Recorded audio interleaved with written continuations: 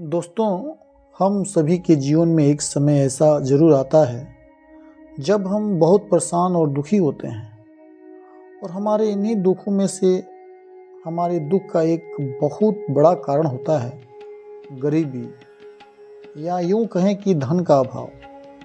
इसी धन के अभाव के कारण हमारे जीवन में अन्य समस्याएं भी जन्म लेती हैं और यही समस्याएं हमारे दुख का कारण बनती है।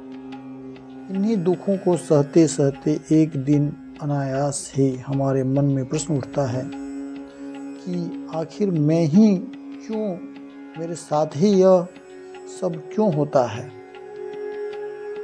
मैं तो कभी किसी का बुरा नहीं किया, फिर मुझे ये सब क्यों झेलना पड़ रहा है।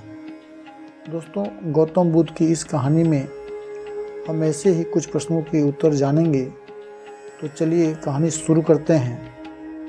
गौतम बुद्ध और उनके शिष्य नगर नगर गांव गांव घूमकर अपने ज्ञान का प्रचार प्रसार कर रहे थे। इसलिए गौतम बुद्ध और उनके शिष्य एक गांव में प्रवचन देने के लिए जा रहे थे।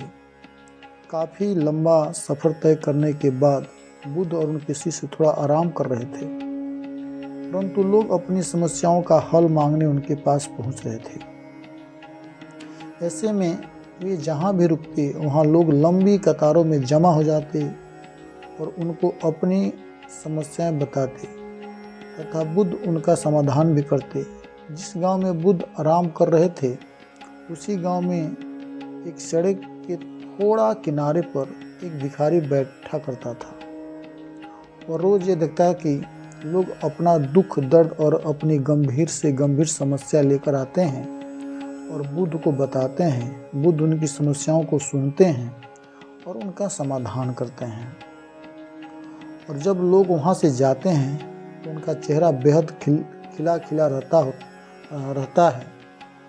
वे बहुत खुश दिखाई देते हैं, बहुत मुस्कुरा रहे होते हैं। उनके चेहरे पर एक अलग ही शक्ति होती है और शांति होती है, एक नए जोश से भरे दिखते हैं। इन सभी लोगों को देखने के बाद भिखारी के मन में विचार आया कि क्यों ना वह भी बुद्ध के पास जाए और उन्हें अपना हाल सुनाए। परंतु वह डरता था कि कहीं बुद्ध उसकी हालात देखकर उसे। भिखारी भी जब उनके पास पहुंचा तो उन्हें प्रणाम करते हुए बोला, हे भगवान, इस जगह पर सभी लोग खुश और समृद्ध हैं, सभी अपना जीवन सुखी से जी रहे हैं, पर मैंने ऐसे क्या किया है जो मेरे जीवन में कोई खुशी नहीं है। आखिर मेरे ही साथ ऐसा क्या होता है, क्यों होता है। मैं इतना गरीब और निर्धन क्यों हूँ। मैंने तो कभी किसी को कुछ नहीं किया, जिससे मुझे जीवन में यह दुख झेलना पड़ रहा है। उसकी पूरी बात सुनने के बाद बुद्ध बोले, तुम गरीब इसलिए हो क्योंकि तुमने सिर्फ मांगा है, कभी किसी को कुछ दिया नहीं, इसलिए तुम्हारे साथ ऐसा होता है। यही कारण है जिस वजह से तुम हमेशा दुखी रहते हो। जब तक तुम्हारे मन में देने का भाव नहीं होगा तुम्हें खुशी नहीं मिल सकती। वहाँ बैठे सभी लोग बुद्ध की ये बातें सुन रहे थे। सब लोग हैरान थे और उनके मन में यह सवाल उठने लगा कि यह गरीब आखिर किसी को क्या दे सकता है। यहाँ तक कि उस भिखारी के मन में भी यही बात चल रही होती है कि आखिर वह किसी को क्या दे सकता है। लेकिन अपने मन को शांत करते हुए भिखारी बुद्ध से कहता है, भगवान, मैं तो खुद ही भीख मांग कर गुजारा करता हूँ, भला मैं किसी को क्या दे सकता हूँ। मेरे पास तो देने के लिए कुछ भी नहीं है। भगवान बुद्ध थोड़ी देर चुप रहे, फिर चुप्पी तोड़कर बोले, तुम्हारे पास देने के लिए बहुत कुछ है। ईश्वर ने तुम्हें बहुत कुछ दिया है जिसे तुम बांट सकते हो, जिससे तुम लोगों का भला कर सकते हो, जिसमें सबसे पहले तुम्हारे ये दो हाथ हैं जिनको तुम लोगों की मदद या सेवा के लिए इस्तेमाल कर सकते हो। तुम्हारे पास मुस्कुराहट है जिससे दूसरों को देखकर तुम उनमें एक नई ऊर्जा का संचार कर सकते हो। मुंह से 2 मीठे बातें बोल सकते हो। ईश्वर ने जिनको यह 3 चीज़ें दी हैं उनको कभी कोई निर्धन और दुखी नहीं कर सकता। निर्धन होने का विचार तो सिर्फ हमारे मन में पनपता है।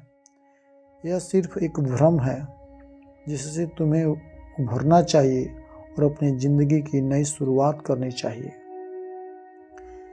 इस कहानी से सीख। दोस्तों, कहानी के अंत में मैं आपसे